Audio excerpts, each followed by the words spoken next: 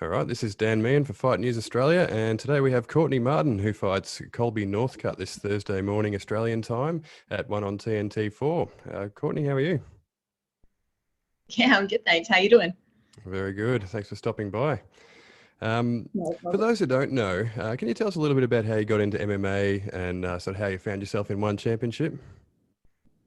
It's been a bit of a whirlwind. So I started training probably 6, 7 years ago now. Initially started with just a mate of mine. We kind of just bumbled our way through a few of the women's classes, just having a little bit of fun, all that. I got really hooked on the jiu-jitsu side of things. That took my fancy, and I started competing just at a white belt level, just in jiu-jitsu, and from there pretty much caught the bug. Went from that straight into MMA, and then after doing a few amateur MMA fights, I kind of decided to work on my striking a little bit. So we did a few striking fights, like some boxing, some Muay Thai, and now I'm here. Awesome.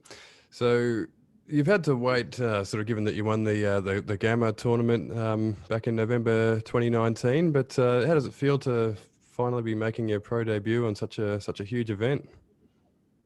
Uh, like everything with how it's all kind of transpired's been very unexpected. I would not have guessed any of this would have happened, even after winning Gamma last year. Oh, sorry, 2019 now. I it's been a big 18 months for everyone. I would not have guessed I'd be on this card specifically, fighting this opponent at all. But you gotta take what comes at you, I guess. And this is a massive opportunity. So yeah, here we are. Here we are. Did you stay busy in those 18 months? Did you sort of stay in training, or did you take some time off? What did sort of COVID look like for you? We were very lucky in WA. We were able to get back to training pretty quickly. And when we weren't training or weren't able to get to the gym anyway, I had a bit of home setup, so the training never stopped. It's been a big learning curve, big growth. I was able to really focus on myself, slow things down a little bit, and kind of fall in love with learning again. Found a few new aspects of the game that I'd never really delved into before. So slowed it all down, took some time and learned a bit and about like different things, different sides to jiu-jitsu, different sides to striking. Really kind of fell back in love with the sport, which after kind of a huge 18 months of competing, not that I fell out of love with it, but it changes a little bit. Your motivation changes. So having pressure of not competing, like off your shoulders, kind of gives you a bit of time to be able to really focus on yourself and work on what you want to work on. So we were definitely busy. We've really stayed consistent throughout, especially I'd say the last maybe 8 months. We've really hustled. We never knew when one would give us the call, so we kind of expected a short notice fight on our hands, and we were right, I guess. Definitely. So, how long ago did you get the call? Obviously, you're taking the fight on short notice because Colby's opponent dropped out. So, how long ago did you get the call to take the fight?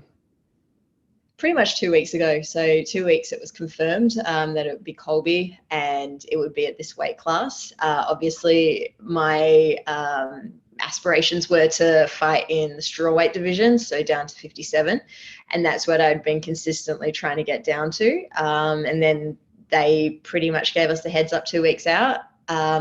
Colby was great and agreed to come down a little bit, 61. I was pretty much walking around nearly 2 kilos under that at that point. So she's dropped down and we've made an agreement of a catch weight of 60.6. So yeah, like the 2 weeks notice in terms of the weight wasn't a big deal. It was just a matter of really kind of firing up the engines and making sure that we're getting enough training in and enough specific training for our opponent. So, were you in sort of full on training when you got the call, or were you just kind of in general training, or were you having a break? What were you up to? Somewhere in between. I wouldn't say it was a full-on fight camp training, but it was definitely at a good gear. It was kind of, it had taken me a while to find that point where you're not, accelerating to the point where it's unrealistic and unsustainable, but you're not coasting where you're not making any improvements. So it was kind of like a steady improvement kind of rate that we were sitting at. So the training never stopped. It definitely was a very consistent routine. And then the last 2 weeks, it's just been pedal to the metal, all out as much as we can. So So yeah. when you got 2 weeks with that in mind, does it do you just kind of just smash conditioning for 2 weeks, or do you just sort of throw that away and say, look, we're not going to get any fitter? Do you just focus on strategy? What does it look like when you've got so little time? Bit of both. So it was a full week of conditioning, lots of sparring, getting the rounds and getting the hours in, getting that grind of just continually moving and fighting and pushing. And then it's also been a big week of just strategizing and focus on the little techniques and just tightening it all up. Yep. And how do you feel you match up with Colbey? What are you expecting from her? It's going to be an interesting fight. There's no doubt about it. She's got her challenges, her range. Obviously, she's extremely tall. She's got long legs. That's gonna make things challenging. Her karate style probably make it a little bit awkward, but at the end of the day, it doesn't really matter too much. I'm gonna push my game plan and really work on making her uncomfortable. Yep. And what's your experience with One Championship been like so far, with the travel and the hospitality? What's it like being a One Championship fighter? Oh, it's insane. It's crazy. Just getting on a plane in general these days, that was a just mind blown moment. Like I didn't expect to even leave the country anytime soon. So that's been fabulous. Every step of the way, we've contacted them with any questions. They've been more than happy to answer anything. Whilst we've been here, they've been nothing but respectful and professional. We did a full day of media today. Still were able to get in my training sessions. They made sure that they weren't overlapping at all, which was really nice. And everyone's happy. Everyone's lovely. They're great.